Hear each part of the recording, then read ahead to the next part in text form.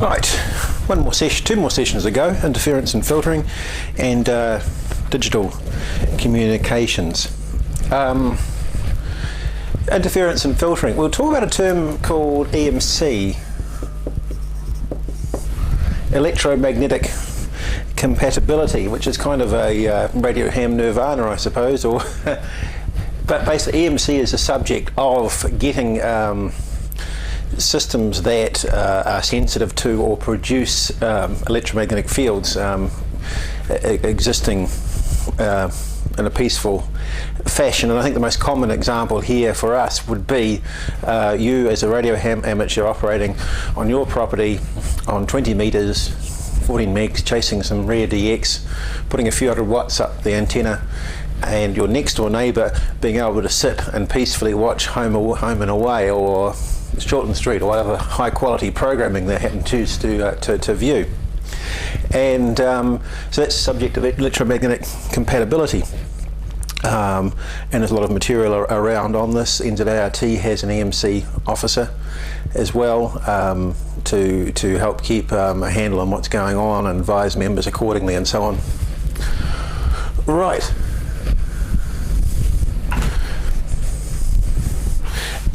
What we need to talk about first is just a bit about interference. Interference is a two-way thing. We can cause problems to our neighbours, their viewing or listening or whatever to some kind of transmitted material, and we can also sustain interference and reverse. So I'll just cover that second type first. When you're operating, I think the most common example that amateurs suffer today is when they're operating on the HF bands, say 40 metres, 7 megahertz, and there's wideband noise all around the place. They tune around on the receiver and there's a horrible racket, horrible crackling noise, and the most common cause of that one would be electric motors. Often and most commonly in your own house, so that will be the food processor going in the kitchen or something like that, a hairdryer or electric drill.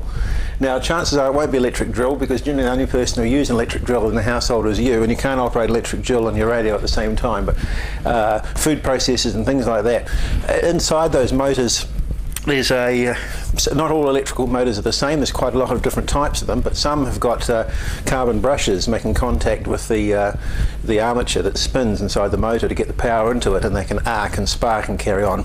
And whenever you've got sparks, you've got trouble, because sparking generates is quite a rich source of radio frequency interference, and you'll detect that on your receiver, and it's generally quite a wideband thing. So electric motors will do it. Thermostats, when they're going on and off, can arc and spark and carry on. Electric welders, someone arc welding next door, will generate an awful racket, and so on. Probably the next most common cause of problem of trouble, or probably right up there equal with that, or even sorry, probably that. Just in retrospect, the one that really causes us the most problem is the domestic TV. But the thing is, it's so ubiquitous and so common now that we've almost learnt to sort of forget about it.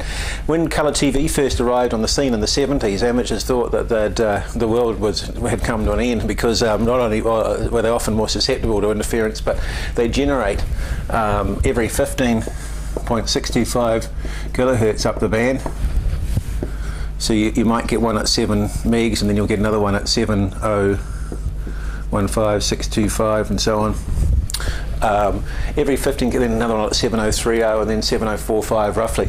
And it's a horrible racket. This is from the colour TV, and it's called the line output frequency. And it's the fundamental waveform that's used to drive the electron beam backwards and forwards across your TV screen. And it runs at about 15.5 kilohertz. And it's a very potent, quite a powerful transmitter, several hundred watts into the deflection coils in your colour TV, and it generates harmonics all over the place, all the way up, and you can hear it on 80 metres, 40 metres. It tends to get a little bit better as you get higher up in frequency. What can you do about that? There's not a lot you can do. Switch the TV off, but it can be a real pain. And certainly the people who are down and using low frequencies or very low frequencies, you know, our colleagues who are mucking around down 180 kilohertz and so on, they're sufficiently strong that they have to work out the frequencies they use and are not multiples of that. Anyway, that's if you hear a very strong, noisy thing every 15 kilohertz roughly up the band, it's coming from your colour TV, unfortunately. What's next? Other sources of interference. Computers, especially their power supply units. They use switch mode supplies. Remember, in power supplies we talked about switch mode supplies are quite a powerful noise source. They can be made very quiet if they're designed properly and shielded properly and filtered properly. They can actually peacefully coexist. In fact, most modern amateur transceivers that plug into the mains on the HF bands, say like an FT1000, which is sort of a top of the line model, but it can plug into the 230 volt supply. You don't have to provide it with 12 volts. Its power supply is built inside and it's a switch mode supply, but it's so well made you don't hear it running. Computers are rough and dirty. No one really gives a toss into Taiwan or wherever they come from about the ham next door or in your own house. Computer power supplies, they tend to make you'll hear them multiple, a bit like the colour TV. You'll get a racket, you tune a bit higher up and then a bit higher up and a bit higher up. And the problem with these things is even if you switch your computer off, you still makes noise. In fact, often they get worse. And the way to find out if it's is make sure any computers in your house, switch them off at the wall, and that will get rid of, you know, if the noise goes, you found the problem. So computer power supplies, big problem. Welders, as I mentioned before. Noise, the other one is noise that varies. Crackles that you hear on the band with weather changing, worse when it's wet or dry or something like that, or the wind blows. That can often be from high voltage power lines. So if you're unfortunate enough to live next door to out in the street where you've got say 11, the 230 stuff down here, then the 11 up here, and maybe if you're really unlucky the 33 kilovolt stuff higher up, going to a local substation. And that can be the rural paradox. Sometimes you can live in a country location and think it's going to be electrically quiet, but you've got 33 kV feeders running down the road or something like that, and they make a racket. The problem is you get arcing where you've got the insulators on the cross arm and a bolt down there, and the insulator arrangement up here, and you've got the wire strung from there to there. You do get some leakage down through the pole to the other conductors or down to ground, and you can get micro sparking occurring, and that will generate a racket. So that's another source of noise. How can you find these sources of noise? Well, one way, and it's worth remembering this, is an AM radio. Just tune it, a portable radio, tune it to where there's no station, and often you'll hear it, and then you can wander around and find where it's strongest. You can find the pole that's, you might be able to actually localize it to the pole that's the strongest, and give each pole a whack with the back of an axe, not the sharp end, and if it changes, then you've probably found the problem, and then let the local power authorities know, because they shouldn't be radiating a lot of noise. Okay, it's a bit hit and miss. Some power lines are perfectly quiet and others make a racket, and the noise can either be stuff radiated off the power line from just noise that gets onto the conductors from whatever it's supplying, or stuff generated from the insulators themselves. So these are all things that can make our life difficult as radio amateurs. Before I go on, before I forget, the ARRL handbook has got a chapter here called EMI, which is not Electromotive Industries, which is the label the Beatles was produced under or released under. Electromagnetic interference. This is a 2006 handbook, EMI and direction finding.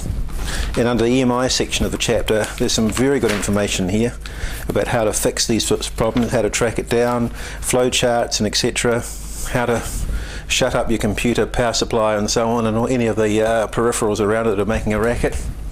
So just some general good advice. It is for the American situation, but there's very little in there that doesn't apply to us here. Right.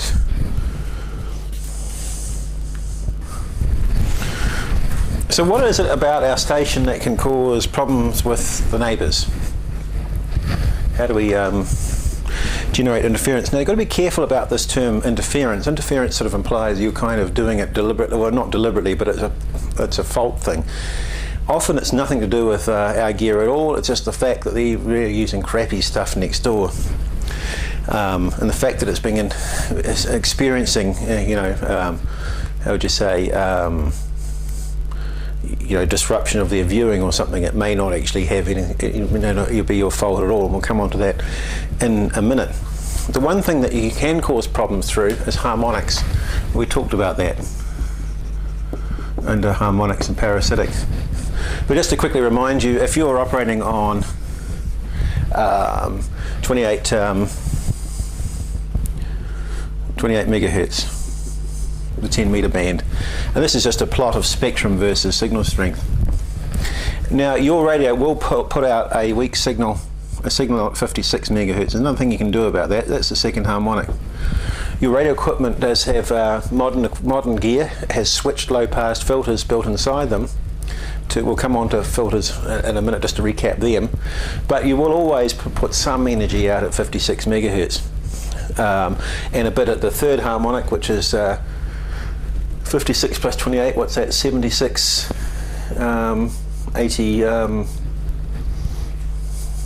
80 something. My brain's failed, let's say 84 megahertz, and so on up the band, and they tend to get weaker as you go higher in frequency. If your set is crook, it's always possible. If your transmitter is crook, if there's a problem with the filtering built into it, this may actually be much stronger than it's supposed to be. Now this is all getting into TV channel territory up here. TV channel 2, 3 and 4. I can't remember the exact frequency, you can look them up in the NZART call book. But you can see how if your transmitter is producing harmonics, you can land smack bang in the middle of a TV channel, and if it happens to be, if you're unfortunate enough that it's one of the TV channels used in your area for television, you'll end up with trouble if your set's faulty and putting too much energy in. If it's very weak, if it's well down where it should be, in other words your set's operating normally, it shouldn't be a problem, but it can be if you're in a weak signal area, or your next door neighbour's got a poor installation, and we'll come on to that in a minute. But your set can still be operating well within limits that the Ministry of Economic Development are happy with, and it's now become your neighbour problem rather than yours. But harmonic, this is just to talk about harmonics, and that's probably one of the most common things that can cause problems. The other thing is just direct overload. Is your set can be pristine, it can be putting out no harmonics at all, but just the sheer strength of your transmitted signal, say 500 watts is the legal limit, you can actually just break through into the next door neighbour's TV receiver, overload its front end, its RF amplifiers and mixers, and just cause it to go haywire. Now that's not your problem. That's a problem with a set. It hasn't been built to high enough standards. It should be able to withstand this kind of activity going on next door. But we'll come on to that in a minute. But I just wanted to, let's just say, well, where are these problems tending to come from? So it's either if your gear's crook, with the harmonic content in the output is too high in power, or sometimes it can just be a harmonic that's well within acceptable limits, but just for whatever reason can cause interference, or just straight overload from sheer power of your transmitted signal. Right. Okay. Now, so just a few comments about dealing with the neighbours.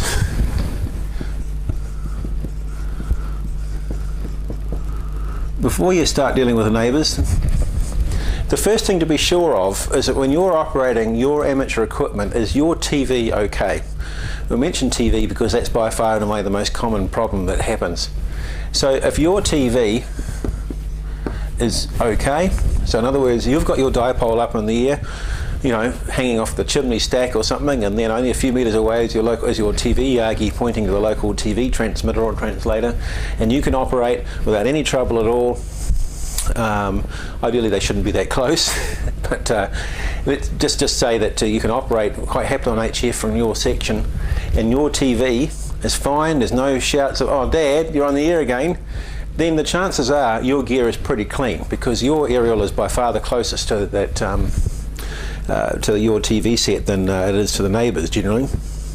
So that's just a useful guide. If your TV is okay, when you're transmitting, you probably haven't got problems with your gear.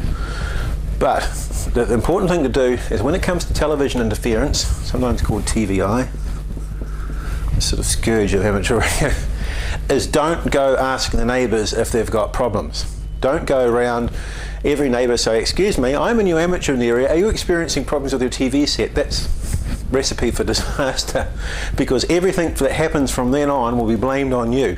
The next door neighbour, now remember those other things we talked about, their hairdryer, their kitchen whiz, a faulty thermostat in their house, computer power supply, an arc welder, it'll all come back to you. So in other words, the best thing to do with television interference is lie low and wait for reports of problems. If your TV's being obliterated whenever you transmit, that's when you've got to be careful. You've got to go looking and start fixing, making sure your gear's okay. But if your TV's functioning perfectly, wait for reports of television interference to come in. Don't go asking for it. What if the neighbour does complain about television interference? Okay. And just another quick point about that, about avoiding television interference, is it's good policy. Well, it's actually, it's mentioned in the radio regulations that you don't make contacts using your full 500 watts available to you every time you want to make a contact with someone. It pays to use the power that's going to get the job done. And so in other words, keeping your power down to a sensible level will also help avoid some of these problems. I mean, your gear may be perfectly pristine, but if you're pushing out 500 watts and the next door neighbour's TV is not far away from your antenna, you can end up with in a no man's land. Yes, your gear is functioning perfectly normally, but there's just such a massive signal coming out of your gear. So in other words, just try not to push your gear to the legal limit all the time. And use the minimum amount of, use the amount of power that's going to get the job done. There's sometimes you have to use maximum power. You're trying to get someone a weak DX station that they can't hear you very well on the other side of the world. It may be the only way to get through, as well as good operating practices as well. So, TVI report comes in, someone complains. Well, the first thing you have to say is, well, is it me? You need to look at your logbook. It may be possible that your gear you haven't used HF for the last 2 weeks, and they say it happened yesterday, so then it's someone else is causing the problem. The onus is on them to go and find it. By the way, be courteous at all times too. Don't, a bit like an insurance prang, don't accept liability, but be courteous. Don't say, oh, bugger off, it's your gear. Try and, be tactful about this, something that not all amateurs are renowned for, but do your best. So check your log, because, their interference has to be happening at the time that you're operating. Ask them if they've complained to the Minister of Economic Development, Radio Spectrum Division. If they have, well, the best thing to do is just wait till they get involved. They'll come and knock on you, make a time, they'll come and inspect your gear. They can use a spectrum analyzer with a sniffer antenna on it and see if your gear is clean. Just make sure you're operating within the legal limits, and they can give you a clean bill of health. They'll often look at your TV set, oh, your one's working fine, and they can say, end of trouble, don't, you're not doing anything wrong, carry on as you are. Or they might actually tell you you've got a problem and you've got to get it sorted out. So ask them if the MED's been involved. If they haven't, but if they start getting nasty, like, I'm going to set my brother onto you, or, I'm going to chuck the Doberman over the fence, well, obviously if they're threatening physical stuff, it's a police case. But if they're really difficult to deal with and they're sort of making threatening noises, it's probably best that you go to the MED and give them as much information as possible as to what's happening and let them sort it out. By the way, all this is covered very nicely in the ARRL handbook, and also Fred Johnson, ZL2 AMJ, is right up, and the information on the web page, the study guide, he covers as well, kind of the social aspects of television interference. And once again, just make sure that your gear is okay, that your domestic television is not being broken into. Where to go from here? Well, if they're a really good neighbour, and often, perhaps someone you might know well, they might be quite happy for you to come in and have a look. So what then you can then do is get a friend, another licensed amateur, to operate your set, to transmit, and take along a handheld VHF set to liaise before, so you can just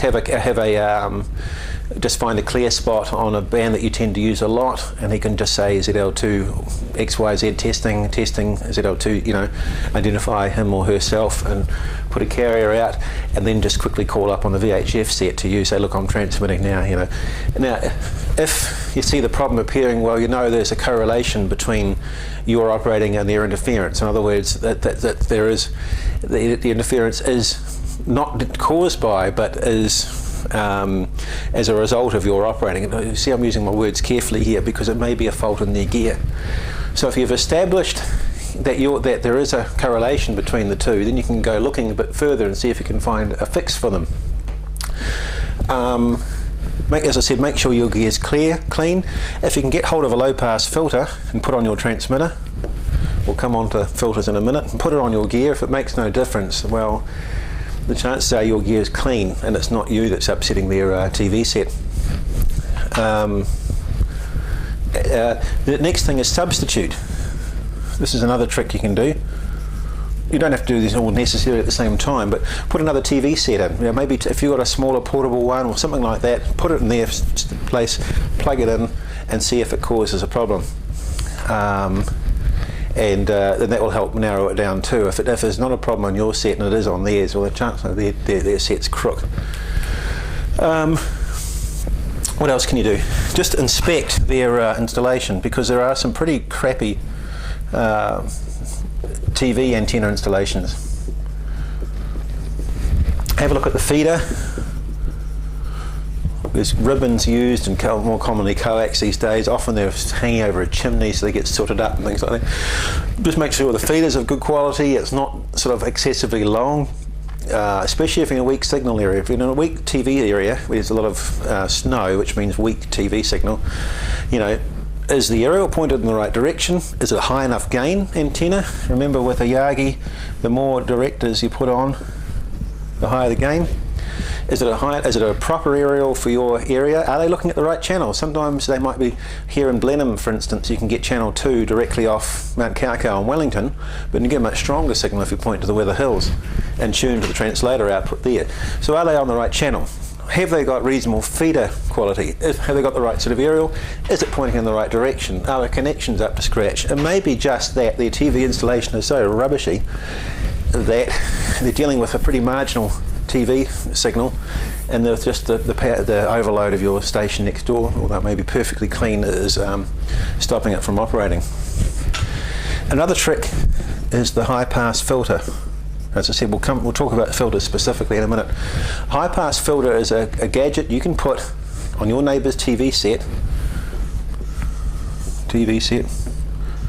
Not rabbit's ears, that's the other thing. If they've got rabbit's ears, forget it.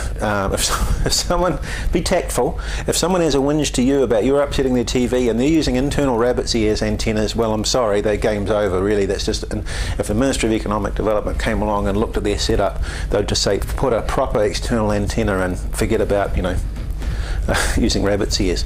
Remember, TV signals are about 6 megahertz wide on the band, so it's quite that the power of the transmitter is diluted out over that 6 megahertz chunk. So things have to be pretty ideal for TVs to work properly. TVs, for that reason, TV signals do need good, strong signals. Weak signals very quickly cause problems. So here's their antenna on the roof. A high-pass filter is something you can just put in the coaxial feeder line. And it's a filter that allows all the TV channels to pass by. Everything much above about 40 megahertz will go through fine. It passes the high stuff well, but it cuts off the stuff below that. Anything below that, it knocks on the head. So it can help keep your HF energy out of the TV set and stop it overloading the front end. So that's something that you could make up. There's designs in Break-In and ARRL and RSGB handbooks. Very simple to make on a bit of printed circuit board, the hacksaw, and cut some slots on it and make little coils and things. Put that in the feeder line, it may fix the problem. Bang, gone. You've made a friend for life. But as Fred suggests in his write-up, make sure you label it, because it may sit there for a year or two, and then someone, some TV serviceman may come along and wonder what the heck this is and remove it, and then the problem's back.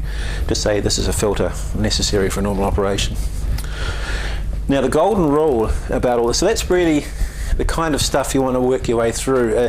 Is it happening when you're operating? Is it happening on another TV set? Is their installation up to scratch? Will filtering fix the problem? The other thing is just try unplugging the antenna, TV antenna. If you still, when you transmit, it gets into the TV set with an aerial connector that's coming through the mains lead, and getting one of those ferrite clamp-on things or a ferrite ring. The books will tell you the right sort to get, and wire the power cord through that, and that will often stop any stray signals coming up the power lead and getting into the set that way. Now the golden rule about TVs, the next door neighbours, is yes, you can help, to a point. You might want to give them advice on their aerial installation, say this is not really up to scratch, be tactful. They might get a professional people in to do it. If you've got a good relationship with you, might help them improve it, but once again be careful, because you are dealing with someone else's gear. But never go inside the TV. Don't take the cover off the TV and start poking around. Oh, I can tune this baby up and get rid of this problem. Don't go mucking around with the gear. You can null and void the warranty. You might find you're in the small claims court and you're up for replacing. Might blow up their set, and then you're in trouble having to repair their gear or replace it. So that's just some stuff about television interference. And the final one, the final cause, is the rusty bolt effect. Now I won't go into this in great detail because this is the hardest one to sort out. It's not an official term, but people will know what you're talking about. It's a common cause of problems actually for repeaters on hilltops, when you might have telecom might be there, the local district council, fire, police, goodness knows who, the radio amateurs and so on will have repeaters on a hilltop. Got a lot of RF energy floating around, bit of old iron on the ground, signals can mix in that bit of dirty old iron and then retransmit with some indifference products. What I'm referring to here is when you might have two pieces of corrugated iron, you know how they overlap them, like that. So you've got two bits of, here's a spouting. If you've got the galvanizing zinc aluminum, whatever's worn off, and you've got a bit of corrosion between here, what you can end up with, so you've got a piece of conducting material, a piece of oxide of some form, and another piece of conducting material. And now this is some early power diodes use this technique. Selenium rectifiers or metal rectifiers use these, metal oxide rectifiers. Well, these sort of round cylindrical things that were bolted together, and if they ever blew up they made an awful smell.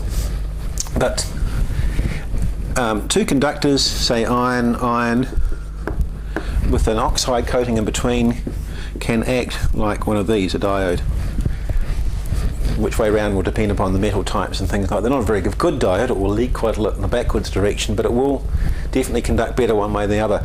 When you've got a diode and you've got sort of energy being coupled into it, radio frequency energy from the bits of metal attached, you then generate harmonics. You can't help but generate harmonics, unfortunately. So that your 28 megahertz energy so here's your dipole here, your inverted V or whatever, and the feed line going off to the shack. Energy comes in here, induces currents in the roofing iron acts as an antenna. Clean 28 megahertz energy comes in, and off goes the roofing iron radiating 56 and hang on, let's get this right. 56 plus 18, 4, 5, 6, 7. Yeah, 56 megahertz, 74 megahertz, and goodness knows what. Can be quite strong. Say if it's the next door neighbour's roof, here's the hockey stick here, the Yagi up here, right next to this rusty junction, bang, they're receiving interference. TV picture's been wiped out by a harmonic, a new signal, a harmonic of the fundamental signal from your station produced in the roof, and it's a bit of a problem to sort that one out. So note here we can have a pristine transmitter, perfectly operating receiver, but interference, and you can't filter it. Now this is one important thing that you need to remember when it comes to interference, be it a local radio ham repeater or your TV set, is that if the interfering signal is on the frequency that you're listening to, you cannot filter it out, because if you put a filter in to filter out that 56 meg signal, then you won't get the TV signal either. So interference on the signal you're listening to, you have to get rid of the interference at the source. You can't filter it out. So just an important thing to remember. Well, how do you go looking for this? Well, good luck. First you've got to suspect it, and the way to suspect it is to make sure your gear's clean, their gear's clean, and then go looking. Squirt the hose around on the roof. That can change it, you know, once you've got your friend next door testing and looking, going and bashing things with a hammer to make sure you don't break anything, and go looking. You might perhaps localise it down to a sheet of roofing iron, and the solution to the problem can be, here's a piece of iron A, piece of iron B, is actually electrically bond them together with a bit of copper braid and, you know, solder tag at each end and screw it on. Use some RTV, you know, neutral cure, stuff that doesn't smell like vinegar, silicone over the top. The only other way you might be able to fix it is to actually move the receiving area. Now once again, that depends on your relationship with the neighbour. Because if you can show that this problem is occurring on their roof, it's their problem. If it's occurring on yours or on your property, it's yours. But it can be very difficult to track that down, and maybe the MED might be able to help you there, or get other hams involved. Righty-ho. Just to think about stereos. This is something I've learnt off Fred's page. If your next door neighbour's stereo is picking up your single sideband, hello CQDX whatever on 20 metres, and they're hearing it through their speakers, it's their problem, because a stereo is not a radio frequency receiver. If it's receiving radio frequency energy, it's not doing what it's supposed to, and it's actually their problem. Now you've got to point this out tactfully to them. It's bad design in their system. Just a quick point about this. So you've got a stereo amplifier and CD player and so on, and you've got leads going off to your loudspeakers. Sometimes it can just be straight pickup in the speaker leads. And a common place you'll get this is, say you've got your home computer with, you've got the multimedia speakers. Even with the whole lot switched off, sometimes when you're transmitting on SSB, you'll hear this horrible duck talk, or that's what the single sideband sounds like when you just listen to it directly. Noise. If you get that coming out of your domestic computer speakers, and it can happen when the system's not powered up, it means it's just direct pickup in the leads. And one way to fix that is just to get a choke and wind the speaker leads through it. And the inductance of that can happily let audio go through, but because of the inductive reactance at higher frequencies going up, it will stop the radio frequency energy getting through. And you can offer that assistance to your neighbour, but the onus isn't necessarily on you, but you know, that tact and good neighbourly stuff, it can, you know, earn you brownie points. One thing you'll see in old books is they'll talk about the speaker terminals here is putting a capacitor across there, say about 0.01 microfarad. The capacitive reactance will shunt the signal to ground. Don't do that on modern gear. It was fine in the old days with valve equipment and so on, but with modern solid state, you know, transistorized amplifiers, if they see a capacitive load on the output, it can provide a feedback path to exist, and the whole amplifier can take off and might oscillate at 50 kilohertz or something that you can't hear, and do it so powerfully it blows up, damages the speakers or blows the amplifier up. So don't put capacitors across loudspeaker connections. It used to be suggested in the old days, but don't do it anymore. It's not. It can damage equipment. Right, a less common problem than television interference is interference to broadcast AM, which is in the range of 550 kilohertz to 1600, thereabouts. So when your next door neighbour's trying to listen to Sean Plunkett spit roast some poor politician on the phone interview in the morning, and then you come booming in over the top of them. Now that can be caused by cross modulation is the most common cause of the problem actually. And just before we carry on, generally interference to the next door neighbour's AM set is their problem. It's the problem in their receiver actually being overloaded. It's because most AM receivers are a pretty cruddy design. Something that's designed to sit on your kitchen bench, which has got a little ferrite rod antenna inside. It's only really going to be very good under pretty ideal conditions. If the signals are reasonably weak, it will start to get hissy quite quick and become more susceptible to this kind of thing here. Cross modulation is almost the direct rectification, if you like, or direct detection of your transmitted signal in the front end of their receiver, and then so they can tune it anywhere along the dial from down the bottom end to the top end. Doesn't matter where they tune to, they can hear you, or you can just break through over the top of their the station they're tuned to. Now, if they're just using an internal antenna, internal ferrite rod, cheap transistor radio, and you're breaking through and your gear's clean, well, really the onus is on them to sort that one out.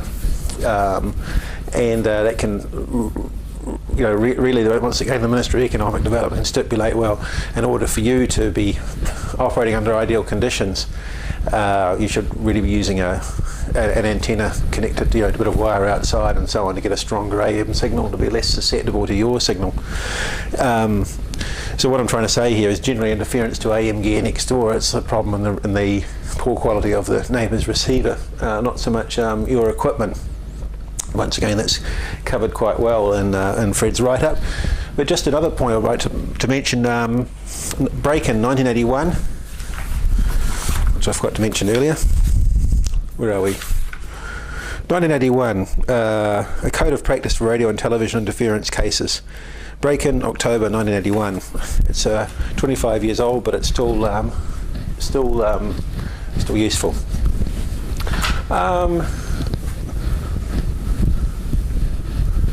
Come on to filters, because that's part of this particular question bank.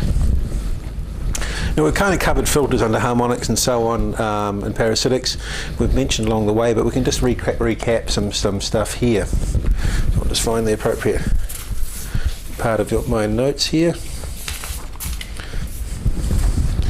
Now, we mentioned low pass filters, or the abbreviation can be LPF, and the symbol on a circuit can be this.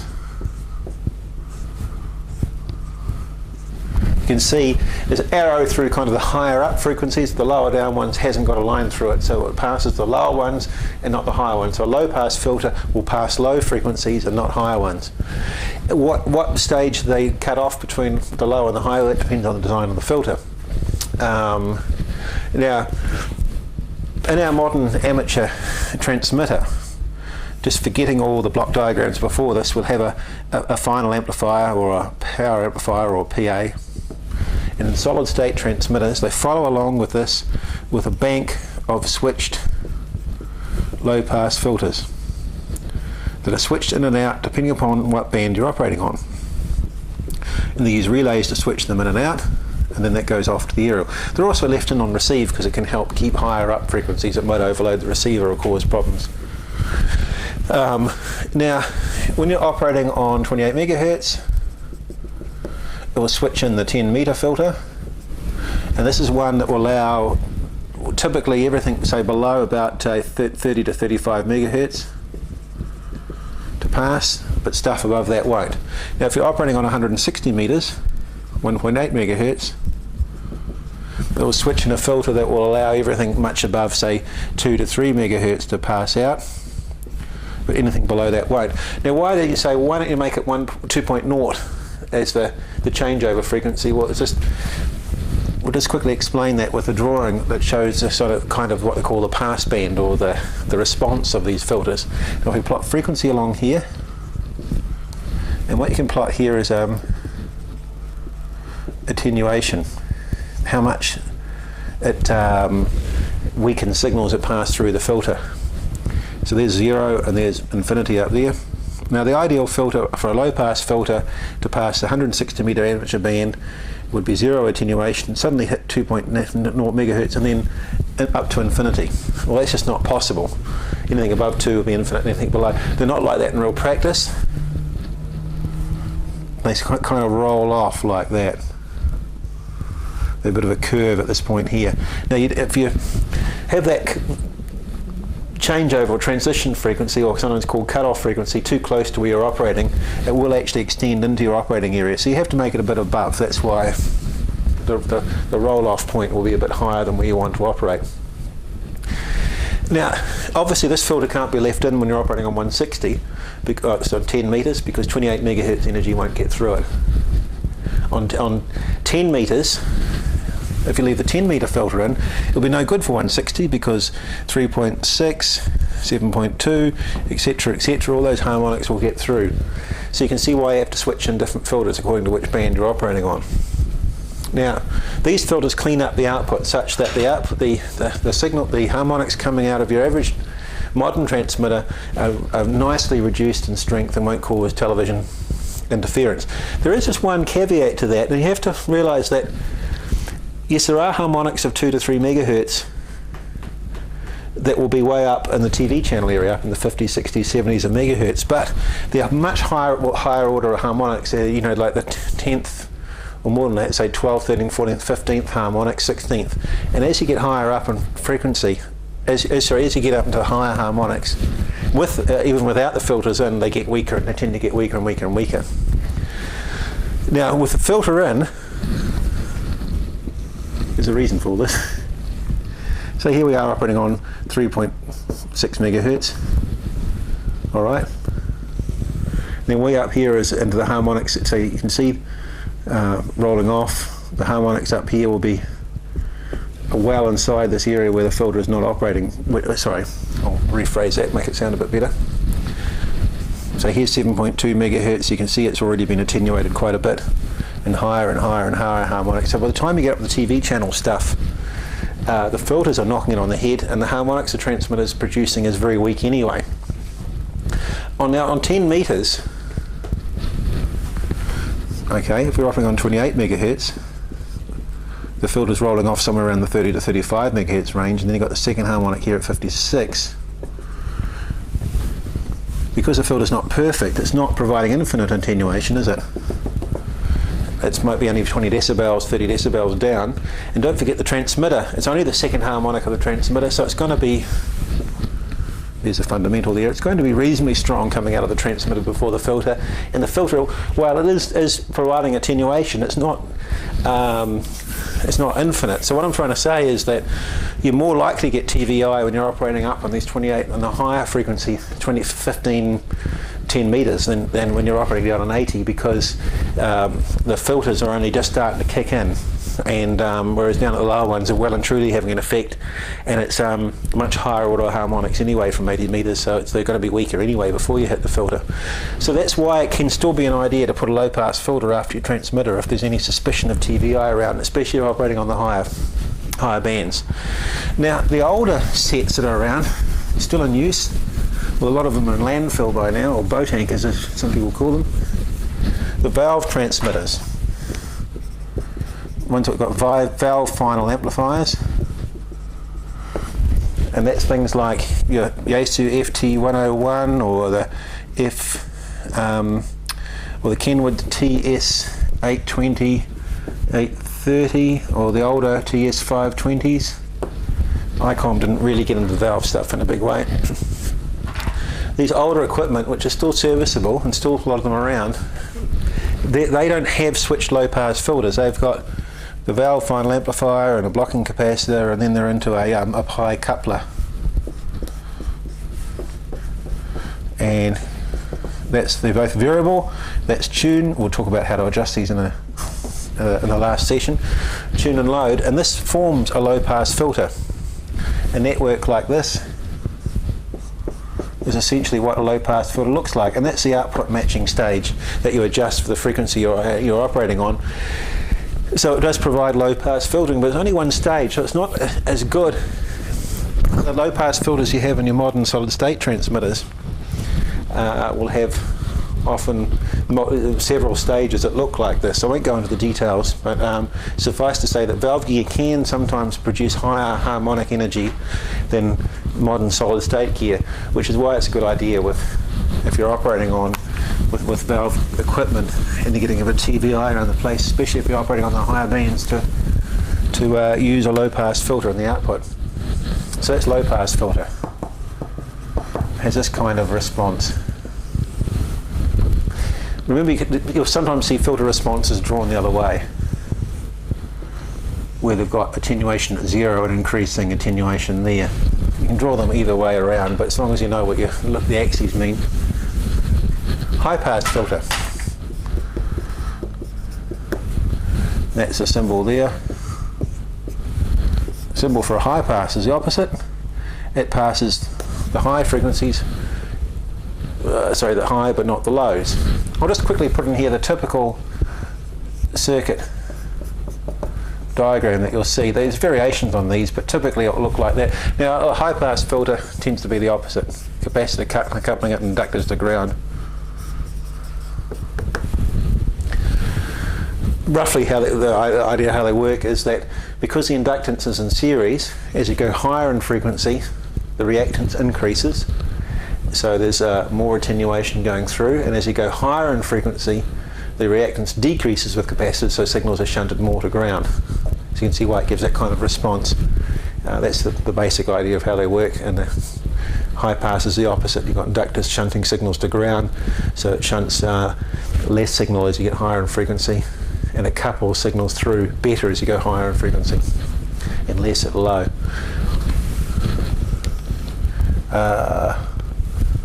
There you go, that's a low pass, the high pass characteristic. It'll pass everything above a certain point, and everything below that gets more and more attenuated. High pass filter. Now the place that you really hear these mentioned is for curing or helping cure television interference, which I talked about before. Is that the TV can just be of poorer quality design, and just the straight 28 megahertz energy of your 10 meter operation can be getting into the receiver, will be going through your TV aerial and getting in the neighbour's TV aerial, getting into their set, and harmonics can be generated inside the set to interfere with itself. So the problems that actually developed inside the set, it's not your fault. But what you can do is, if you have a high pass filter, so everything much above 40 megahertz is passed and everything below that is getting attenuated, so by the time you get down here about 28 megahertz, there's a reasonable amount of attenuation. That's 0, and this is maximum decibels up here. The signal is quite significantly reduced in strength, whereas everything above 40, where all the TV channels start, TV1, channel 1's around about 45 megs where it starts. Not exact, once again it's in the call book, it's got the frequencies for all these. So you can see here all the TV stuff goes through that filter you've installed in your neighbour's TV set lead. Remember, this is in their lead. Don't put this in your transmitter, you'll cause trouble. But remember, the low pass filters in your gear, the high pass filters in theirs, passes the TV signals, attenuates the signal from your transmissions, and hopefully eliminate the problem. So that's a high pass filter. Now just quickly mention another couple of filters that you'll see around, and we talked about these in receivers and transmitters. Band pass filter. Don't normally have applications in this kind of area. The band pass filter will generally be a couple of resonant circuits like this with a coupling capacitor between them. There are variations of them, of all of these, and that's a band pass filter. A band pass filter has a response curve that looks like this. So here's maximum attenuation up here, here's 0, so it passes everything nicely around a certain centre frequency and nothing above and below. Not very commonly used and almost universally used inside radio equipment, but as an accessory, not very commonly used at all. And the one place you do see it mentioned, you can buy them through QST. You'll see advertisers there in the American Handbook magazine. The American, New Zealand, our high frequency field day, the jock-wide field day every year, we operate on 80 and 40, and that's it. The American field day and the Australian as well operate on all the higher bands as well. Now, if you've got multiple stations operating in a small area of space, you can actually get filters that are capable of taking the full transmit power that you can put on a set, and it'll have 80 metre stamped on the box. And you put it in the lead of your 80 metre station, and the same with the 40 and same with the 20, and it will allow the signals to pass through that you want to hear, but can keep the other energy out from overloading your set. And that's a common application for bandpass filters outside of the actual radio itself. Right, that's bandpass. We'll just get rid of this and we'll talk about band stop. And we'll just finish on an example of the band stop filter, the coaxial stub, which we actually mentioned, or coaxial trap, back under transmission line. So band stop has a symbol like that. It'll stop a certain band of frequencies, and on this system we're using here, we'll have very high attenuation. There's 0, there's sort of maximum, hopefully around maximum at some point. The curve will look a bit more like this. So around a certain group of frequencies, it will knock everything on the head and allow stuff above and below to pass through. And that will typically have a resonance circuit in series. We'll have other componentry around it. Remember, we said a parallel resonance circuit is a rejector circuit. Stuff won't go through it at resonance, but stuff above and below, like a trap that we use in trap dipoles and things, that's band stop filters. But one way we can make that, we don't have to use inductors and capacitors. We can use a piece of coaxial transmission line, a quarter of wavelength long. Remember, we talked about this.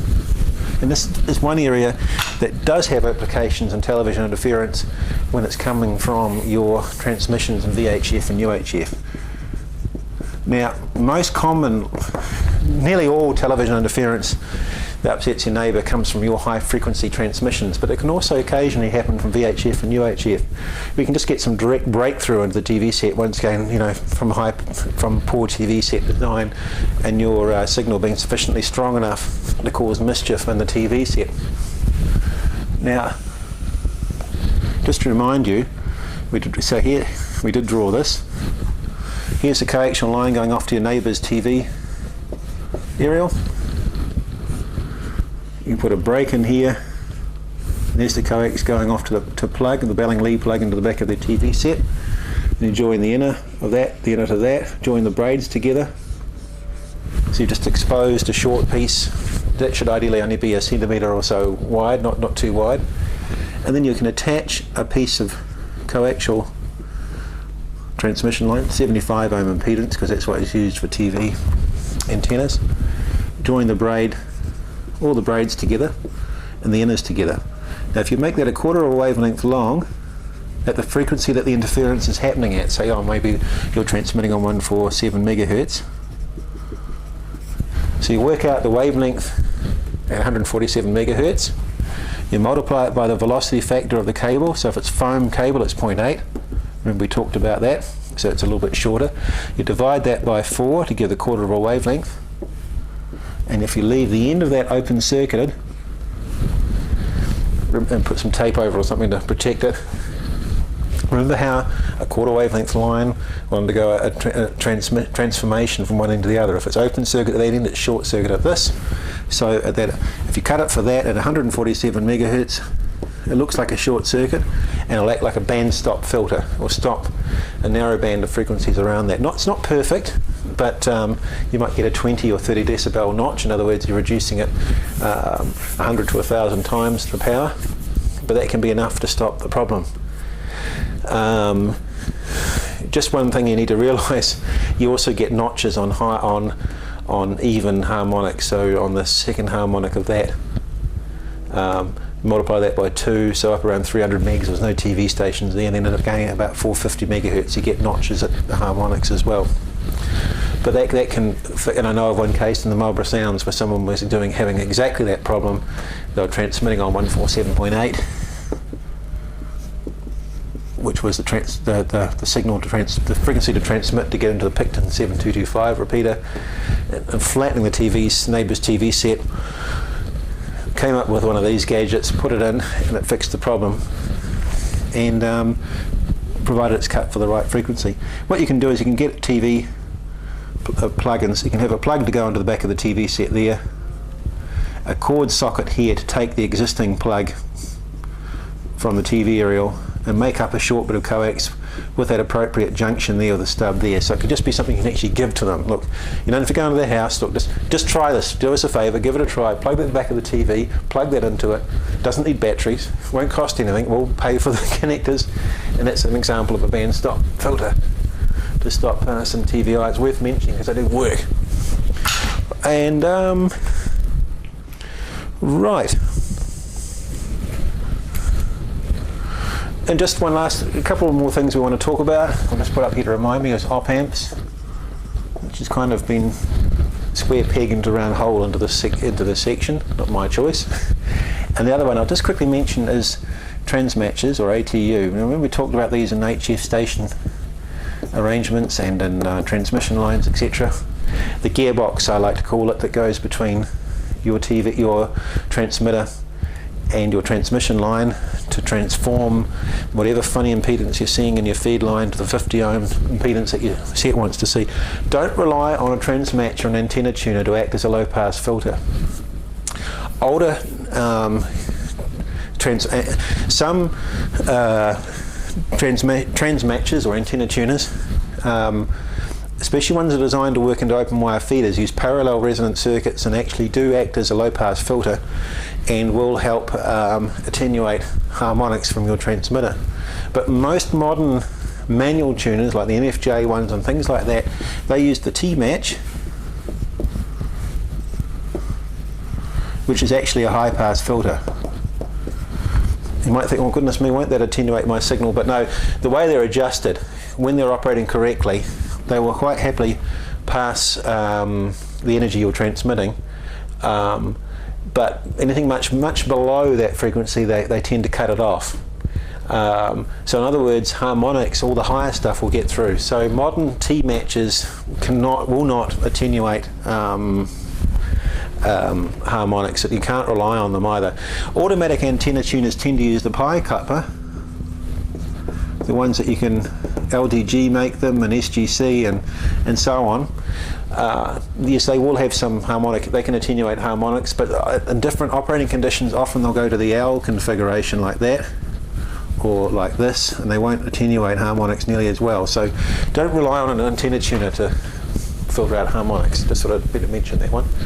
Just a quick thing at the end that Fred's put in the question bank for some reason, or Gary, apologies if they're watching, is a bit about op amp filters and what op amps. This is a whole subject in itself for a whole course. Operational amplifiers are small silicon chips, maybe a few hundred transistors in them, and they are general purpose amplifiers, and they have a symbol like this. They've got two inputs, an inverting and a non-inverting. Now we're not going to get into the theory, but basically they're an amplifier which has got a very, very high input impedance. So they put very low loading onto the circuit that's supplying them, which is an ideal property. They tend to amplify extremely well at low frequency, and as you get higher in frequency they amplify less well. This is one of the questions. And one trick you can do with an operational amplifier is make an audio filter, or forget the fact there's an inverting and a non-inverting, is that you always provide some negative feedback in an operational amplifier to stabilise it. That's some feedback out of phase with the input, so it tends to knock the input signal on the head a bit, if you like, so it reduces the amplification. You can control its amplification, but if you put the right combinations of resistors and capacitors in and around the feedback network, you can make high pass, low pass, band stop filters. Not for RF, but for audio frequency. And if your radio hasn't got fancy digital signal processing, you can get add-on, you can make them yourself. Very difficult to make digital signal processing gear, but you can actually make say a low pass filter to put on the output of your audio coming out of your HF transceiver to make it easier to listen to. And it's especially when you're listening to CW. You don't want to hear anything much above 900 Hertz because you're listening to the D, which is around 700-800 Hertz mark.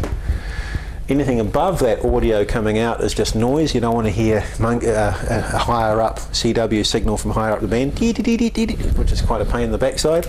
So you can actually make a low pass filter. Remember, that's attenuation going up that way to roll off around the 900 Hertz mark.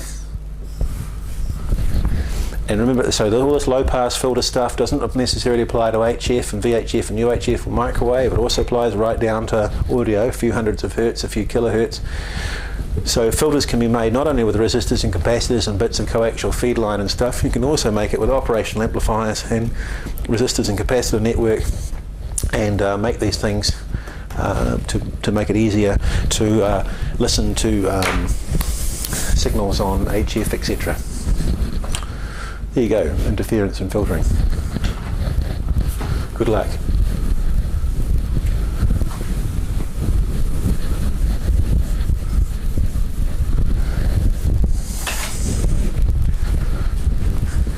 There's digital systems. It's a very quick overview if you look at what's required in the syllabus, and in the question bank. I'll try to give you a little bit more just to make things interesting, but can't go into it in any great detail because it's like any of these subjects. The more you get into it, the more there is to learn about. But that's the thing about hobby is you can get right into some areas and not so much into others. It's whatever you want to make of it. Digital system. Digital is such a bandied about word these days. You know, this system's digital, that's digital. Well, what does it mean? Well, digital really means non-analog, and by digital we mean a device which operates using on or off, a bit like digital counting. You know, you've got a finger there or you haven't. So a counting based system that uses ones or zeros, and these are normally using binary counting, and instead of the analog world.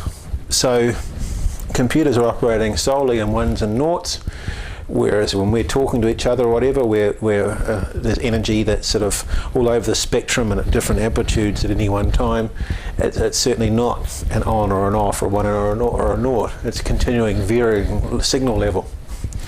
And in logic circuitry, using logic gates and things like that, a one will generally be an on, which will maybe the supply voltage might be 12 volts in a CMOS system, or plus 5 volts if it uses TTL or high-speed CMOS. So plus 5 volts on a wire means a 1, and no volt, 0 ground is a 0. And if we want to send information from one place to another, we send it as a number. And typically we might be using what's called an 8-bit or a 16-bit word. And what we mean by that is if we want to communicate between one box and a digital system and another, we might use a parallel bus, which you hear about there, the ribbon cable you see going between your printer and your computer. Say in a simplified world, might just have 4 wires, but in reality they might be using 16 or 32 or 8 or whatever. And if we use 4 wires, we can count up to a maximum of 16. So we can have anything any number from 0 to 15 signalling between that, because if this wire here, say, is a 1, then that's a 0 and a 0. We can make up a table. This is just a very basic primer. So here's A, B, C, D wires, A wire, B wire, C wire, D wire. Now, a 1, 2, 3, 4, 5. A 1 would be a high voltage, let's say plus 5 volts on that one there, 0, 0, 0. And how do you work this out? Well, the AY, remember it's binary, it's either ones or noughts, and binary counting, we work on the system. The first digit is going to be a maximum of 1, the second one is 2, 4, 8, and if we had extra wires, 16, 32, and so on. So in other words, a high voltage on that line means 1, okay, a high voltage on that line means 2, that means 4 and 8. So what do we want to have? A 3 being signalled between here and here. Well, we'd have a 1 there and a 1 there. What if we wanted to have 2? Well, so we'll keep it simple. 2 would be 0, 1, 0. 3, 1, 1, 0, 0. 4 would be that. 5 would be that. 6 would be 2 and a 4, and so on. 8, 9, 10. If you want to draw a table with the first lot, you alternate 1, 0, 1, just a cheat's way. This one goes 0, 1, 0, 1, 1, 0, 0, and so on. So, come on, let's get back to the subject here. So a 6 would be the B wire and the C wire would both be high. 2 plus 4 means 6. If we wanted to just send an 8, it would be the D wire would be a 1 and the rest would be 0. If we want to send a 15, we'd have to make them all 8 plus 4 is 12, 13, 14, 15, all 4 wires high. So that's how signalling takes place between, say, your hard drive and your microprocessor and things inside your computer through some parallel wires, and they're just changing the voltages on them all the time. And that's called a parallel bus because it's a means of communication between 2 points, and it's parallel because there's a number of wires operating simultaneously in parallel. And that's a parallel bus signalling, if you like, between the two. Obviously, you know, there's picture information, JPEGs and goodness knows what, but through cunning means all the picture information or sound or music or TV that you're storing onto your hard drive is being converted into ones and noughts. There's nothing you can't really send without breaking it down into a series of ones and noughts through a system of encoding the picture elements into a series of numbers and for different colours and different intensity and different parts of the picture, and sending it off and storing it into memory. So that's what digital's all about. Hang on, what about these other things called RS232 and Universal Serial Bus? Now, I'm not a computer expert, I'll just quickly, they're not in the exam, but I'll just sort of mention this. These are both serial formats, and what's meant by serial is that there's only one wire, or 2 wires if you like, one wire for sending information that way between a peripheral unit and say another unit here, and 1 wire for sending it back. Now how this works is if we want to send the number 15, which is 1111, what it does is it sends 1, then 1, then 1, then 1. And it sends them one after the other, and then it's ready for the next number. The next number might be 14, which would be 1110. So it'll send a high pulse, high pulse, high pulse, low pulse. And you can draw it as being a bit like this. There's 1111, and then it might have, there can often be a slight pause in between to let everything synchronize itself. Then 1, 1, 1, 0. And that's meant by 0 being no volts. And if it's, there you go, 1, 2, 4, 5, it would be like that. You can see what I'm getting at here. That's a serial system. It's just sending bits. Each one of these is a bit, by the way, and a collection of them to make one number is a byte, or a word if you like. Sequentially sending bits down, and that's called serial. It's one after the other. And that's important because that's how we tend to communicate in a sort of a serial fashion over radio links and things. Right. Now, what do we mean by digital communications? The original one was radio teletype. Remember I said that all those numbers could represent colours or information or music sounds, can also represent letters of the alphabet. And this is what was done on the first digital system, if you like, that amateurs used over mainly over high frequency communications was radio teletype.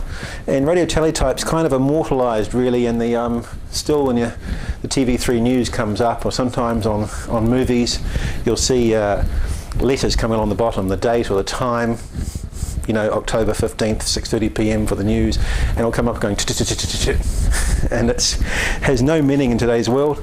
But the old telex machines and news typewriting systems used to operate around the world and around countries and across town used to use what was called teletype, which was like a mechanized typewriter system that could communicate with another one.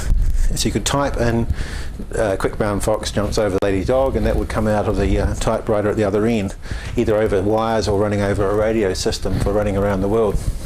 And radio teletype used to use what was a 5-unit code, where there was a serial fashion. There was a 1 or a 0, and there'd be a start pulse here that was longer than the others to synchronize it with the other end, and then 5 units of data, and then a stop pulse, and then the next start pulse, and so on. And depending upon the code combination of ones and zeros along there would be if it was A or a B or a C or a D or an E or an F right through to Z. There was also carriage return the carriage. There was shift for caps, you know, for capital, and also bell, I think, was one function as well. And that was what was called a 5-unit code. And what would happen is in the radio world, you had your teletype machine here. Now it used to be quite noisy, chunking along, chunk, and coming out of here would be electrical 1s or 0s. Now what would you do with that? That's an oversimplification. It's actually marks and spaces, but we won't go into that. And that would go into the modulator. And depending upon if it was a 1, it would send a tone around about 2,200 hertz. I can't remember the exact tone frequencies, doesn't matter. Or if it was a low, a 0, another tone. And that would then, you could feed that into your transmitter, key your transmitter in, type your message. And this is the stuff you hear on the air still occasionally. Not many people are using Ritty now, but it used to sound like doodly-dee-dee-dee-dee-dee-dee. You know, you get these different tones flicking between one and the other. Reasonably effective system, fairly slow, typically around about 60 words a minute, so it would be possible to out-type one of these machines if you're a gun typist. Now at the other end, so this went into the radio transmitter. At the other end you have a receiver, and then a demodulator.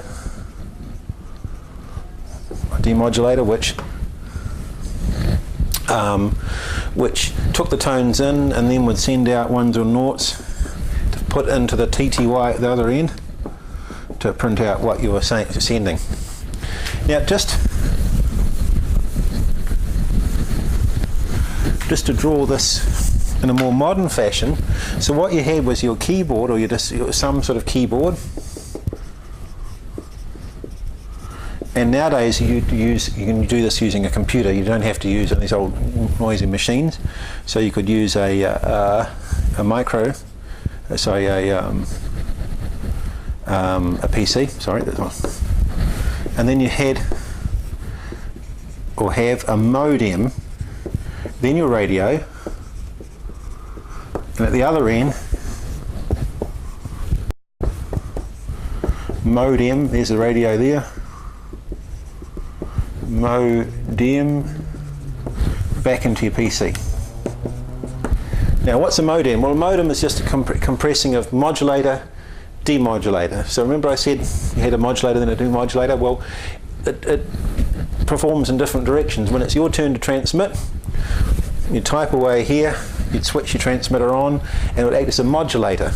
It would put your data, your intelligence onto these changing tones go out the radio. At the other end it was acting as a demodulator, the dem part of it, that was a mo part of it if you like, and putting information into your computer to display it. Now, nowadays, pretty much these things have vanished, the modem, because your modern PC has got this miracle thing in it called, not a miracle, but it's been a wonderful development, the sound card. So the combination of the powerful digital signal processing that takes part in sound cards and the fancy software that you can put into your modern PC. Remember, you know, Moore's law, you double capacity of computer systems every 18 months or so, or something along those lines. So when you think, you know, look at the power of your modern laptop with a processor running about 2 gigahertz, and huge memories and so on, and can run quite advanced software, it's no problem at all for them to do this real-time processing of sound information coming in off your radio and convert it into stuff to display. So what you can do is you can type a message, or you could send some data or something like that to a colleague over another radio amateur. And now the modem is actually done by, there you go, you'll put the sound card there, SC if you like. So now the sound card is doing all the work. Quite a miracle. Now it could be using radio teletype system. Remember, 2 tones flicking between one and the other to send A's or B's or C's or D's or so on. The original stuff was what was called a 5-unit code. Then later it became American Standard Code for Information Interchange, or ASCII. And there's a new one, ITAT, ITA2. It's just names for the ways in which the ones and noughts represent letters of the alphabet, and so on. So that's sort of the, if you like, the most basic form of digital communications around nowadays is computer, sound card, radio link, aerials, etc., and back out the other end. The really clever stuff now that's taking place is what is the best way to put that information onto the carrier, and that's where you get all sorts of names like PACTOR, I'm not going to go into all these, AMTOR, PSK31, you know, MFSK60, whatever it is, 60 something like that. You get all these fancy, Clover is another one, and there's some newer ones too which I can't remember the name, Piccolo, Hellschreiber, it's an old system. All these names are different ways, some are quite different from others, of getting that digital information onto the carrier, if you like, and then so that you can send it over the air. So there's all different ways of doing it. I'll just mention one or two of these, and then later we'll come on to packet, because that's sort of a different packet and APRS. These are sort of special forms of it. Because of the advanced capabilities of the modern personal computer and the sound card and people's ingenuity, they've been able to come up with some very clever ways of using this technology to get communications from A to B. Now most of the time it's just someone wanting to make communication with someone at the end, just having a conversation by typing into a keyboard. So you can type in, it's your turn to transmit, you type away, at the other end it comes up with what you're sending, what you were sending to them, then over and then come back the other way, and you can have a chat. And people do that and they exchange QSL cards, and they can get DX awards and so on by doing that. And probably one of the most popular ones nowadays is a system called PSK31, and that's mainly used on 20 metres and higher, say 20 and 15, 12 and 10 and 17 metres. PSK31 is a system for sending typewritten stuff.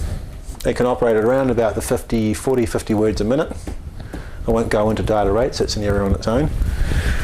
And about 40. It's great in that it's very efficient, so you can operate very low power, and even when you can hardly hear a signal coming in, it's got a faint, funny warbling sound, and I'll better demonstrate this at the end at a couple of local amateurs' houses. But you can operate very low power, very weak conditions, you can get a very weak signal at the other end, and you can get nice, near perfect copy out of the thing. So that's the advantage of PSK31. It's no good on 80 metres, 40 metres, where you tend to get a lot of static crashes, where there tends to be a lot more paths possible through the ionosphere from one end to the other, so you can get sort of multiple paths, so you can get multiple signals arriving at the other end. That can obliterate it. So static crashes on the lower bands, and for other reasons, no good on 80 metres unless conditions are perfect. You'll just get garbled stuff. Even though signals may sound strong, the static noises and so on will obliterate it. So very good for low power on those higher bands. Now, this uses phase shift keying, and I mentioned this briefly in modulation.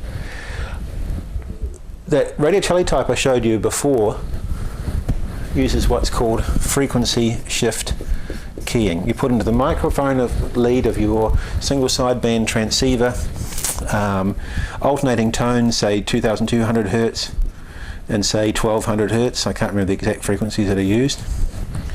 And because with SSB you suppress the carrier on the other sideband, so that results in two different frequencies alternating between, if it's a 1 or a 0, being sent out on the air. Remember how your carrier's gone, your lower sideband's gone. If it's down on 20 metres, it will be upper sideband. So you'll get a signal appear there for one tone and a signal there for the other one. And that's frequency shifting or frequency shift keying, FSK. That tends to use up more bandwidth. You think, well, why can't you just put the two frequencies next to each other and surely it's only transmitting that or that? No, it's not as simple as that. It's a bit like FM in a way, and you generate sidebands above and below as well. Don't want to dwell on that, but I'm just trying to say is that these things always take up more chunk of the band than you think for various quite important reasons that you could read more about if you want to. PSK31 is phase shift keying. You transmit a constant carrier, and when you want to go from a 1 to a 0, you do this is an oversimplification, but basically it does this. When you want to change from 1 to a 0, you do a sudden phase change. See here, you've got a sudden change of phase, a sudden jump, if you like, in the signal. And this can be sending a 0, and then at the appropriate time it will do a sudden jump, which means you're sending a 1. If it doesn't do the two are sort of the receiving end is sort of synchronized the transmitting end, and it knows when to expect something. So depending upon when the phase change happens, it can be if it's a 0 and a 1. I don't want to dwell on that. And that's effectively what it does. But one of the problems when you do a very rapid phase change like this is you end up with quite wide bandwidths. It takes up you end up producing a lot more wider signal than you'd think. And the way they get around this is very clever on PSK, is they gradually reduce the strength of the carrier down when the phase change happens, and then build it up again. And that reduces the bandwidth. Now, I don't want to say any more about that because it's going to confuse you. Remember, this is way beyond what you need to know for the exam. I just thought you'd like to know, but that's how PSK31 is actually one of the narrowest data modes there is. You can have multiple conversations stacked up on the band, and we'll show you how the software works. You can see where the conversations are taking place, or the people transmitting, and you can click your mouse on it, and then it will decode that particular stream of data. It's quite a nice system to see operating. That's PSK31, low power mode, small bandwidth, suitable on higher bands where you don't get lots of interference and fading and so on. Lower down, people have developed other things like this, other types of frequency shift keying, MFSK, and the older systems are a bit more vulnerable to interference, and just through various clever ways people have developed of doing frequency shift keying that takes up less room. And I won't go into that, but there are newer forms of FSK than just the straight old radio teletype. There are new, so better show you that one as well, which stand up to the multipath fading and interference and so on that you get on the 80 metre band. And some of them have a variety of tones quite close together, and it's almost like it's quite clever in that a character, instead of just being a character being sent as a one tone or another tone, what it will do is it will spread the information out in time. So a tone here and a tone here sent for part of the time will equal an A, or a 1 or a 0 if you like, sorry. And I don't want to sort of get too bogged down. I find it hard to work out how to explain it, but basically the thing that system does is it doesn't just send a 1 or a 0 just instantly, you know, not immediately, but now and then the next one and the next one. It has ways of actually looking at the whole 8-bit word, or 64, you know, say 8-bit word being sent. Remember, with 4 bits we could count up to 16. With 8 bits you can count up to 256. What it does is it looks at the number being sent, and it can actually spread that information over time, and sort of overlapping the numbers that are being sent all the time. And what that does is it helps, if you get interference burst, it doesn't wipe out the data. It can cope with it. There are various ways it can work around it. Packet. Packet is an interesting phenomenon in that it had its peak of popularity in the 1980s and 90s, and it's kind of died off in a heck of a lot. It kind of got killed off by the internet and email, but APRSs came along, which I'll talk about in a minute, which is an offshoot of Packet, which is to do with position reporting. Packet radio, as I said, it had its payday in the 80s and 90s. And email came along, kind of wiped it out. When it was at its peak, a lot of amateurs were into it. It was a data system that you could most commonly was used on 2 meters or 70 centimeters. You could hook into, you have a local data repeater that was networked around the country onto other data repeaters, and you could send a message to, you could target, you know, everyone was working on the same repeater frequency locally, and you could send stuff to a particular person who was active on the packet network. So you could, a bit like an email system, you could connect onto bulletin boards, a bit like a website, and sort of call up information and things like that. And it's kind of died out a bit. But Packet operates in the same way that the internet operates, which is the data that's been sent is broken up into small chunks and then sent one after the other, but there's a system of acknowledgement from one end to the other to make sure that the information was actually received. So what you had was your PC and a special kind of modem called a terminal node controller, and then your radio, and then of course the opposite at the other end. And what Packet does is that as you're typing a message or data or whatever, or when you've decided to send off maybe a picture to the guy at the other end or something like that, what it does is it breaks the data up into chunks. So you've got all those ones and zeros, a whole stream of ones and zeros and one, etc. that has to be sent to the other end. What it would do is it would take chunks of them. This is be bigger chunks than this, but you get the idea. Chunks of the data. And what it would do is it send them off in packets. So this chunk of data here, obviously that would be the next one, you wouldn't leave the other bit out. So it would take that chunk of data and it would put a tag on the beginning, and this is an oversimplification, tag on the end. So the tags would be information about where it's going and where it came from, and some error correcting information, some stuff that would help the other end work out if there'd been an error in transmission or not, and then send it off as a quick burst. So you get this you'd get this quick burst of data going out the end. The other end would receive it, check it to make sure there's no errors, yes, it would send an acknowledgement back to the other end, got that, send the next one, sort of thing. So a nice system that was pretty much guaranteed to be free of errors because of the error correcting. If the other end didn't get it, it wouldn't acknowledge it, so it would send it again and again and again until the other end got it. So it was quite a nice system. The other good thing about it is you could have everyone operating on the same frequency in an area. And if two packets collided, if two people happen to send at the same time, you have quite short bursts and there's gaps in between, so there's always room for others. The other end just wouldn't acknowledge it, and it would auto repeat. It would send it out again. Obviously, there is a point when if you get too many users on a channel, the speed drops right off because the number of collisions goes up. But that was the whole idea of Packet. And of course, once again with the PC revolution, these devices, most of the work was done on the computer. You still needed this an interface of some sort.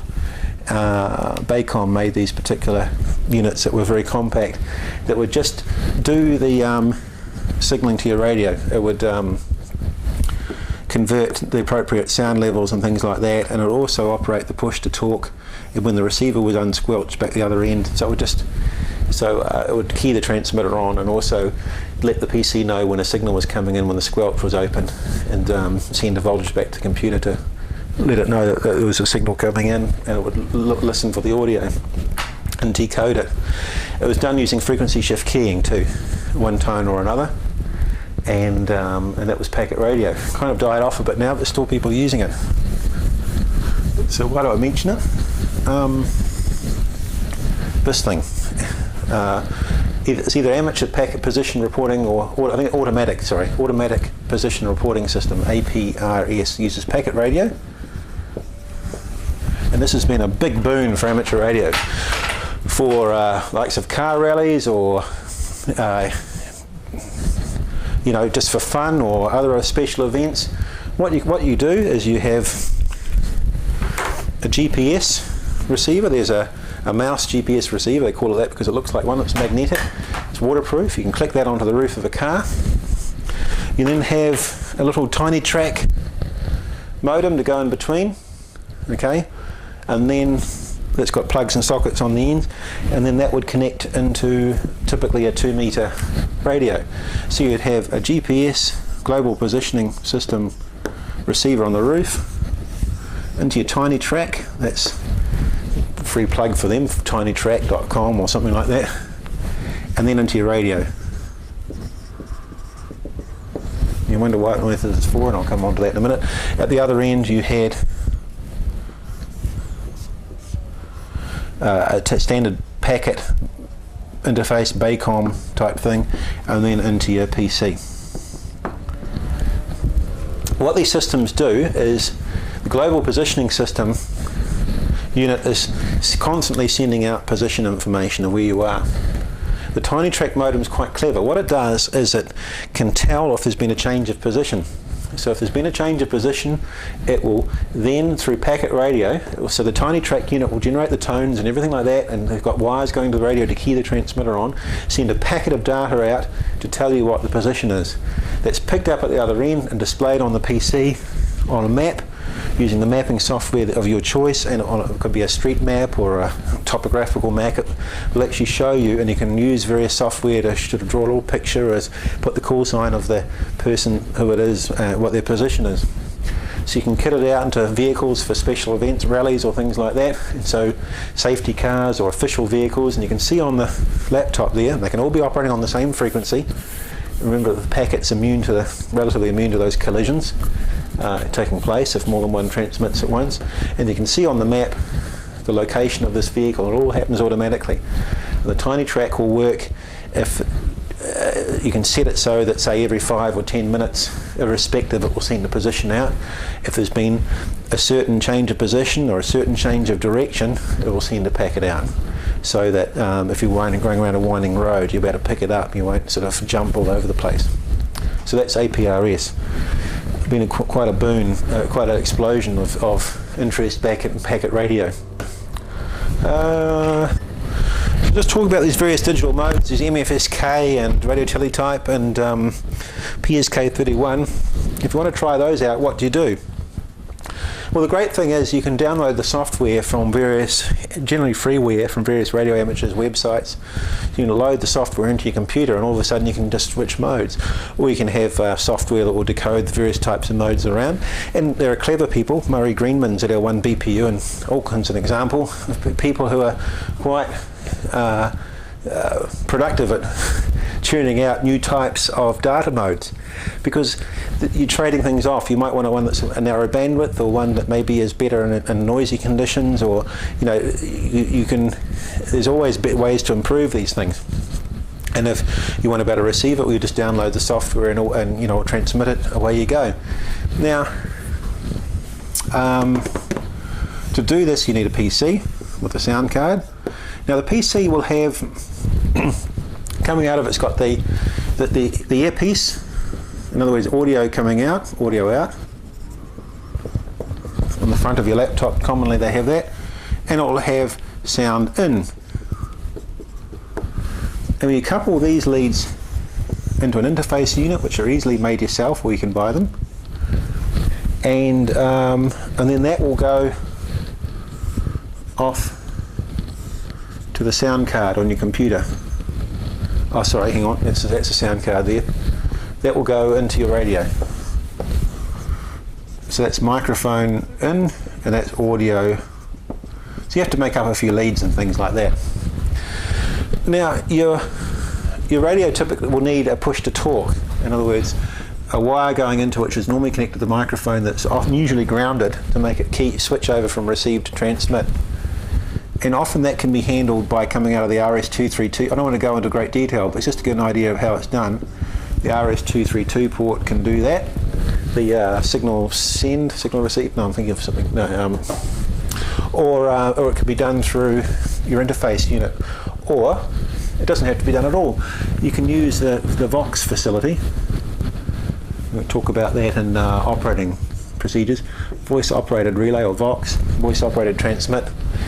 That the moment your laptop switches to transmit, when you've keyed the appropriate key to start sending, it will send tones out.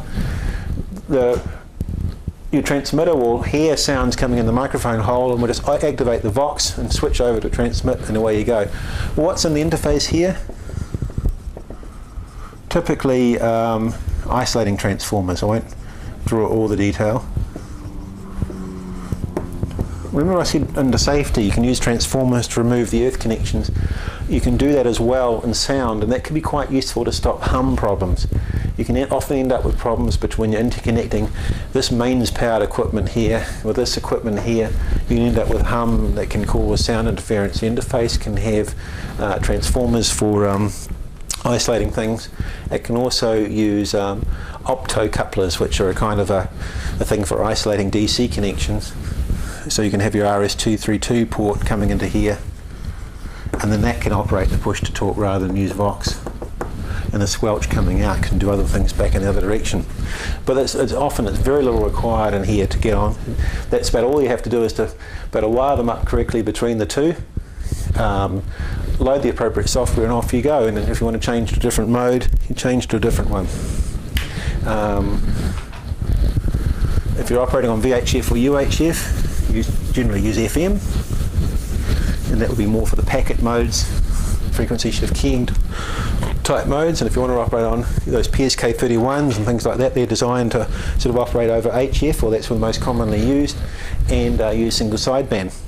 And just to finish off, there are people who are into the quite extreme modes, Earth, Moon, Earth, which is moon bounce, and also meteor scatter. Moon bounce is dealing with extremely weak communications. You're quarter of a million miles out, quarter of a million miles back, and not a very good reflector in between. Signals are very weak. They've developed very specialised data modes which run at very slow rates, and you transmit for a minute, the other guy transmits for a minute. You have standard ways of doing it. It's very, very slow data transmission. That's works extremely well in very poor signal environments, and the data is sent very slowly and repeated over that 1 minute period. So these data modes with the sound card, etc., I've just been talking about, has been quite a boon for these guys. They can now operate using much less powerful stations and smaller antenna arrays than they did in the past when they used to use Morse code.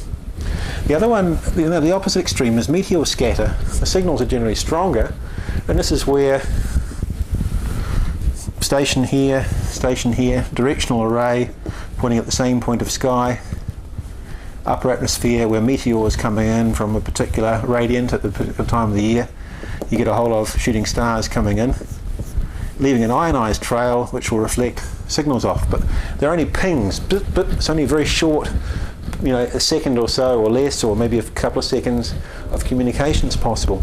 And these guys have developed kind of an opposite concept where they send the call sign data very fast in quick repeated bursts, say a minute about, synchronized. And the idea is that because there's only short windows of opportunity, that some of it will get through, and but it's been repeated over and over and over very, very fast, whereas this one's going very slow over that time, much less repeats, if any, to take advantage, to try and get through the very weak conditions, whereas this one here is trying to take advantage of very stronger signals, but only for very brief opportunities between the other end. So just to sort of finish off, that these modern digital modes have allowed this APRS, which has been a great boon for us, a lot of fun, and also for people who are into some of this extreme activities, has allowed them to really make life a lot easier for those fellas. And we'll see some of these modes will become redundant as time goes by, and newer ones will be developed, but the principles will still be the same: a radio, a sound card, and PC, some kind of simple interface in between, and software you've downloaded. And I think that's probably the way it's going to go for the foreseeable future. I think the only difference will be that as you get, your pocket, your pocket organizer things, for the name escapes me now, as PC technology gets more and more compact, it might be instead of having to take a laptop out in the field to do this experimentation in these modes, you can just take a small handheld device and send data from one end to the other. Thanks. Now don't take off, sorry, crashing around. What we're going to do now is have a look from a couple of local radio amateurs' shacks. Just if we can get this done right, show an example of PSK31 and some of the other newer modes in operation on 80 metres, and maybe a quick look at some APRS as well. Right, we're in the shack of Bill Cousins at L2AYZ here in Blenheim, and just to show you a practical installation of a digital station setup. So we're looking at his laptop, and the sound card's doing all the tricky modem job. And if we just zoom in on the interface card, you can see it there. That's the audio connections into and out of the laptop. There's a sound card with a couple of isolating transformers, and then off it goes into his high frequency transceiver, and it's on 14.070, which is a PSK31 frequency on 20 meters. And don't worry about the display flashing, that's just an interaction between the scan rate of the camera and the multiplexing of the display. And there's the antenna tuner in the middle. So what we'll do now is we'll see if we can raise a conversation with someone in the air just to show you the thing operating. There we go.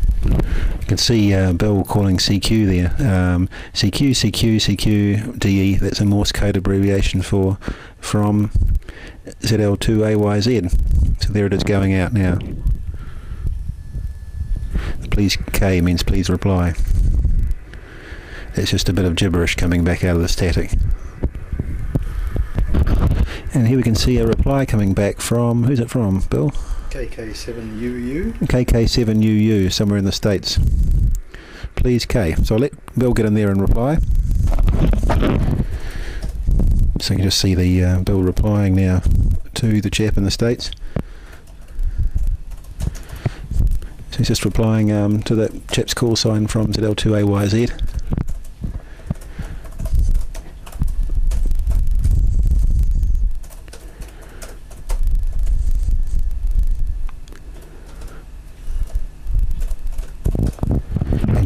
Name to stop the tape for a tick. So Bill's just given a signal report saying he's 569, readability 5, strength 6, tone 9. Here it comes back, the reply.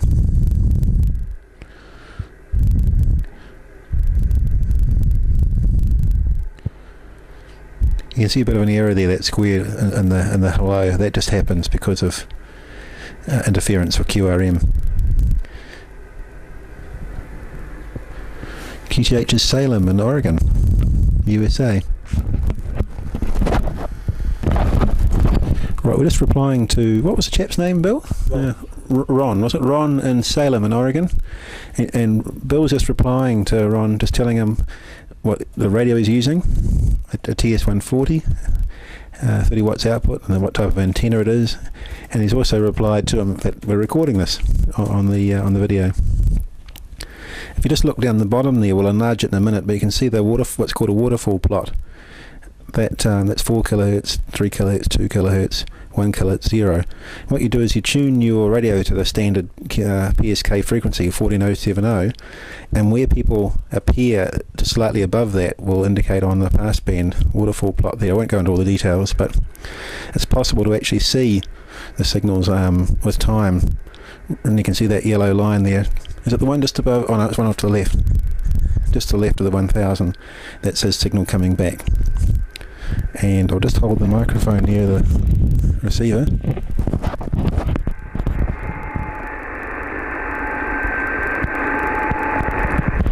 That very faint musical sound is the PSK31 signal. Bill in Oregon still sending to Bill here. Ron, sorry, in Oregon. But what Bill's just done is he's already started typing his reply, which you can do. You can split the screen between what's going out and what's coming in. So it's very versatile. You don't have to do any transmit receive switching. That's handled by the laptop, and it automatically makes the transceiver, the HF transceiver, switch over to transmit. So it's a very easy mode to use. Bill's just replying back again. So just a reminder, this is PSK 31, which is a mode that's commonly used on high frequency. It's mainly used on the high frequency bands, like 20 meters and up. It's very effective there where the atmospheric noise is very low. It's no good on 80 and 40 meters where there's a lot of static crashes. It just can't cope with that. But on the higher bands where there's relatively little background atmospheric noise, as in lightning strikes causing crashes, this conversation is taking place to the other side of the world, just using 30 watts from this end. Whereas I'm sure if we tuned up to the sideband voice part of the band at the moment, we'd probably hear very little, and you'd probably raise very little if you put a call out. This mode's about as effective as Morse code, and being able to generate contacts from seemingly out of nowhere with quite low power. Right, so Ron's just finishing off from the US. You can see on the waterfall plot now we've enlarged it. The black at the top is just the higher pitch signals that the receiver has already cut off at, so it doesn't put any sound out of that, but lower down is the sound that's coming out of the receiver audio. And those vertical lines, you can count at least 3 there, and they're all different PSK signals that people are occupying just a little bit above 14.070. And which one's the one you're listening to? Bill's just pointing there, that one there. That's Ron in the US.